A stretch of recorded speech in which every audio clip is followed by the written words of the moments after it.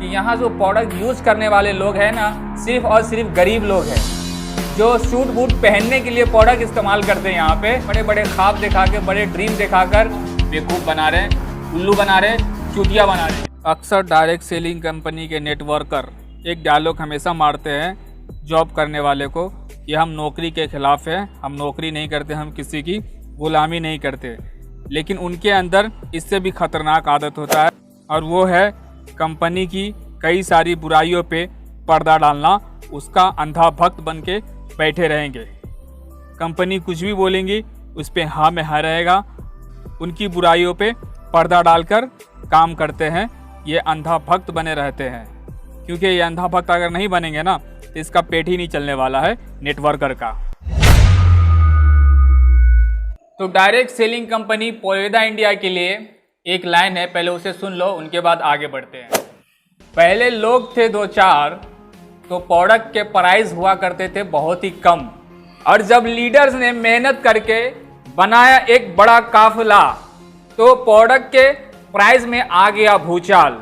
और जिनके लिए लड़ते थे अलग डायरेक्ट सेलिंग कंपनी से, आज वो उड़ाते हैं मजाक, क्योंकि प्रोडक्ट के प्राइस में अब डिफरेंस ज़्यादा नहीं है। तो वो लोग उड़ाने लगे हैं पोवेदा का मजाक, पोवेदा लीडर्स का।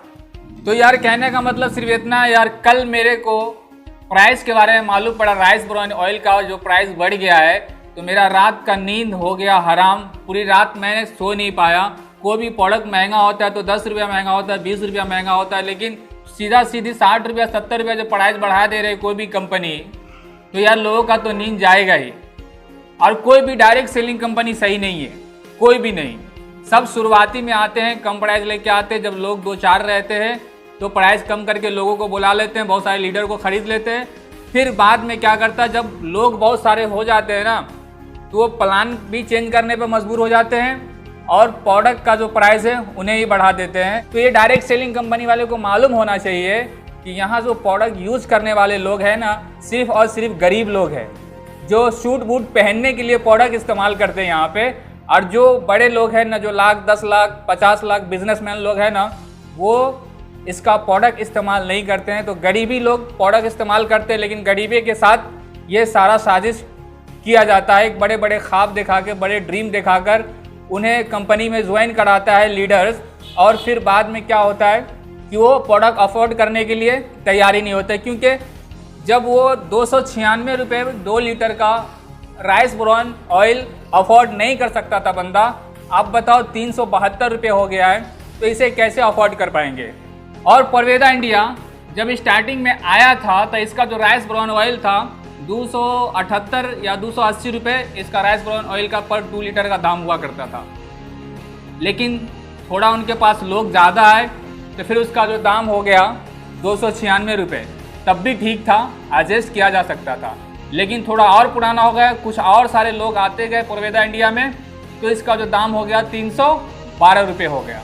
और अब इस वक्त जब बहुत सारे लोग हो गए पोवेदा इंडिया में, तो प्राइस हो गया 372 रुपये। तो मुझे डायरेक्ट सेलिंग कंपनी का फंडा समझ में नहीं आता है। तो ये जितनी भी डायरेक्ट सेलिंग कंपनी है ना, प्राइस तो सभी के बड़े हैं, और जब उसे बोलोगे ना तो वो आपको सरसों का ओरिजिनल तेल का प्राइस बताएंगे जो 170 रुपये पर लीटर मिलते हैं, 170 रुपये पर लीटर मिलता है सरसों का ऑयल। लेकिन वो MRP होता है। अगर वहाँ भी DP से ख़रीदा जाए ना तो 30-35 रुपये सस्ता ज़रूर मिल जाएगा। तो यार मैं पोवेदा के बारे में इतना बोलूँगा कि मैं बहुत ही जी जान से मेहनत कर रहा था। पोवेदा एक अच्छा सिस्टम है। इसके जो प्रोडक्ट के जो प्राइस है वो भी बहुत ही अफोर्डेबल प्राइस है, वो सस्ता प्राइस में था, तो मैं मेहनत कर रहा था। लेकिन अब मैंने फैसला कर लिया, आखिरी फैसला, कि अब कोई भी कंपनी, कोई भी नेटवर्क मार्केटिंग कंपनी के साथ मुझे काम नहीं करना है। अब डायरेक्ट सेलिंग करना ही नहीं है मुझे, क्योंकि ये बहुत सारा बेवकूफ़ बना रहे हैं, उल्लू बना रहे, चूतिया बना रहे ये सब। अगर इसका खुद का मैन्युफैक्चर यूनिट है, ये खुद प्रोडक्ट को मैन्युफैक्चर करता है, तो इसे तो कम से कम प्राइस में प्रोडक्ट देना चाहिए, है कि नहीं। हमारे सीनियर इतना कहते थे कि किसी भी कंपनी का भक्त बनो, लेकिन अंधा भक्त मत बनो। तो मैं भक्त तो ज़रूर था पोवेदा इंडिया का, और इससे पहले मैं वेस्टीज में था तो वेस्टीज का ही भक्त था, और पोवेदा इंडिया का ही भक्त हूँ, लेकिन अंधा भक्त नहीं।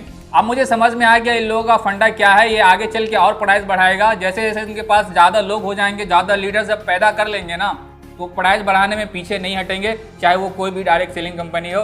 तो बस इतना ही बोलना था कि मैं बहुत ही अच्छे सिस्टम के साथ काम कर रहा था और हमारे सीनियर का भी सपोर्ट अच्छा था। यार बहुत ही अफसोस होता है, तो प्रोडक्ट का जो प्राइस बढ़ गया ना राइस ब्रान ऑयल का सीधा 60 रुपीज़, तो वो देने में थोड़ा तरस आ रहा है।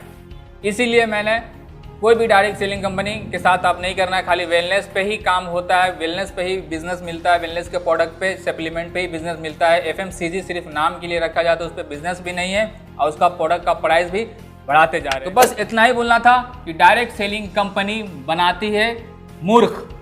सूट बूट के लालच में लोग यहाँ से प्रोडक्ट परचेज करते हैं और जो बड़े लोग हैं वो उनका प्रोडक्ट तो इस्तेमाल ही नहीं करते कोई भी डायरेक्ट सेलिंग कंपनी का। इसका मतलब ये नहीं कि ट्रेडिशनल मार्केटिंग में सारा का सारा प्रोडक्ट बेकार ही होता है। हाँ 2-3 रुपया इस तरह लगाएंगे तो अच्छे प्रोडक्ट भी मिलते हैं मार्केट में। ऐसा नहीं कि सिर्फ और सिर्फ डायरेक्ट सेलिंग कंपनी में ही अच्छे प्रोडक्ट मिलते हैं, ट्रेडिशनल मार्केट में भी अच्छे प्रोडक्ट मिलते हैं।